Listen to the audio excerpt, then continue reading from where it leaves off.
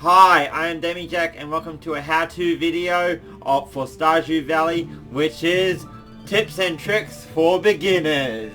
Now this episode is aimed at beginners for the game.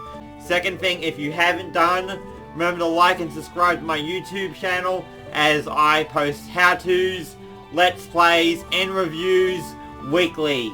Now let's get into the how-to. Alright. First thing, when you wake up, there will be this parcel. Remember to open it, as there will be parsnip seeds in it. And these parsnip seeds are very, very important, as they will let you grow parsnips, which will let you get money in return. Second thing is there'll be this TV, and if you go up and watch it, you can watch the weather report, which will be vital, as it will tell you the weather for the next day. And second thing is, there's also the fortune teller who will tell you how lucky you are, and that means you can find better items later in the game in that day. And last thing is the living off the land, which will always give you a new recipe every time you watch it once a day. So make sure you watch that cooking channel. Now when you get out of your house, you'll be greeted by this. You're gonna want to cut down and mine and clear some trees and stuff. So axe used to cut wood, and you'll have your pickaxe, which you can use to smash rocks. But however, doing that will use up energy. As you can see, energy is this little bar in the right hand corner.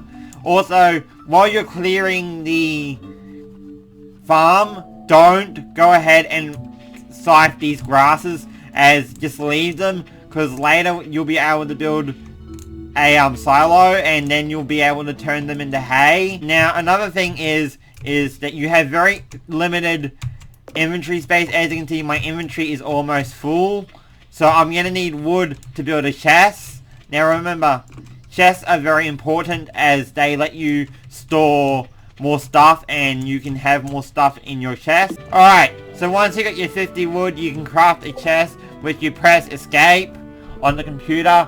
I don't know what the controls are for Xbox, but you go to your inventory, and you go ahead and go to crafting, and you build a chest. I recommend putting it up on the porch where you really have no other space for it, so that way it's out of the way. And as you can see, I can put it, and I can put stuff in it. Okay, once you've cleared a little bit of space, it's time to start planting these seeds, the parsnip seeds. So what you want to do is you want to get a hoe, and you want to just go ahead and make a little bit of ground, like something like that, and then you get the seeds, and you plant them, like that. And then, once that's done, you'll need to water them, because they're plants. You can basically water them with a watering can. If you need more water, you'll have to go to a water source, like a river or something to fill. Also, if you see these little worm things, get your hoe, and go up, and you can get stuff. See, I just got copper ore, and there's a whole bunch here. So I can get a whole bunch more stuff like clay. They can give stuff, especially like artifacts and stuff. So it's a good idea to click on those worms. Another thing is, always check the calendar. The calendar is very important, as it will tell you important events like the egg festival and the flower dance. And also, it will tell you people's birthdays. And remember, birthdays are very, very important, as giving them a gift on their birthday, if they like it, will give you more friendship points than if you go ahead and don't give it on their birthday. Also, there's this little like bin here thing that you can put stuff in and sell. Now, personally, you would want to sell stuff that is not energy related, as energy related is very important, especially later in the game. I mean, these dandelions, for example, give energy. They also decrease your health, but I'm just going to show you what selling stuff will be like. So, that will sell the next day. Another thing is you want to use as much energy up as possible in your day, so you can get the most done. And you also want to use that energy up and try to get as much resources as possible, because it is very, very important, as this game is heavily around resources. Also, another thing is you can get food and stuff out of the bins if you go up and click. As see, I didn't find anything, but if you go to enough bins, eventually you can find something. As see, I didn't find anything in those bins. But there are stuff in the bins like food and stuff. So check those bins, but however you shouldn't check those bins when someone's around, as you lose friendship points with them. As see, I just found a cookie in that bin. Also, it is a good idea to forage, as you can find stuff, and what you can find is different every day as it all respawns. As you can see, there's a vegetable up there, so we're going to go up and get it, and I'll show you what I mean by it. As you can see, there's a vegetable right up here, and if I take it, I got a leek. Now, it's probably not a good idea to sell these stuff that you find as their energy items instead of selling them for gold, as energy is very, very important. So you want to keep your leeks and whatever you find, like this cookie, or this leek, which I foraged, or this daffodil, which I foraged, so you get more energy when you need it. As you can see, this is what I got from the selling. As you can see, daffodils don't really sell for much, as rocks don't really sell for much either, but others kind of do, and I made 191 bucks. Every day remember to water your crops, as watering your crops helps them grow into bigger and better, and then you can sell them or whatever. I recommend selling your crops at the start of the game, as money is scarce and you need more money. I don't recommend carrying your water can and scythe around with you all the time, as they take up inventory space, and you want to have as much inventory space on you as possible, and they're kind of mainly for your farm, so you don't really need them when you're out in the town. Okay, once you've gone to the beach, Willie will tell you how much he likes you and stuff, and he'll give you his bamboo fishing pole. Now you can use that to fish fish. Fishing is a great way to make money, and I highly recommend it. Beach is a great place to find stuff. So I found this mussel. You can also find, stuff like this clam, which can sell for a lot, or this oyster, which can sell for a lot. Also, this bridge is broken, and once you got 300 pieces of wood, you can fix it and get across.